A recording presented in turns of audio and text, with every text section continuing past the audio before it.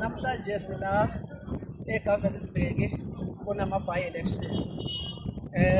Bakukhonza siyazi ukuthi usekhaya baba.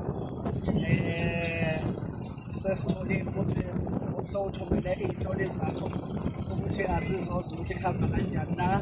Sinama-video awu-3 bakukhonza. Lama-video awu-3 kuhamba kahle kakhulu.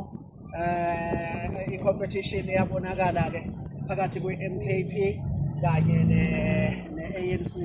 Siyayibona ne-EFF iqhamukile. Siyabonga kakhulu ukuthi sifikile la. Siyathemba ukuthi iwadi sizokuwina ngamandla nangenkani. Sibona ubambiswano olukhulu kuma-comrade ayayiphusha lento. Sithe masifika sa-identifya nezinye-ke izintwanyana ezingama-problem. Kodwa-ke sasesiwacebisa-ke ama-comrade akhona la kuzohamba kahle kakhulu konke.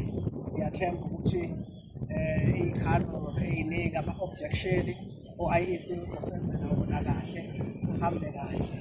Zonke iy'teshi-ke kuyaqhubeka ukuvota. Asikho isiteshi esike sasibona siphazamiseka phandle kwale siteshi-ke elikuso njengamanje la khona ekuseni kuke kwaba khona omunye-ke welunga le-EFF egqoke ijakhethi e-red, istikha singaphakathi. So kwathi ukuba nesikhashanyana kwameka, kodwa-ke saphinde saqhubeka isiteshi sasebenza. Khona esinye esingane nakhona-ke kuyaqhutshekwa. Khona esinye-ke abathi sise-Baker naso-ke kuyaqhutshekwa kuyasebenza.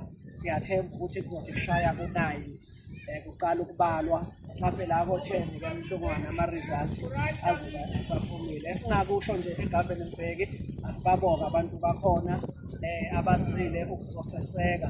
Kuyaphithizela-ke ngapha thina sime ngapha-ke ngoba sithanda ukuthi kuphazamiseke ngenxa yomsindo. Siyabonga kakhulu mhlungwane, ngizokuthinta futhi uma ama-result esephuma. Siyabonga.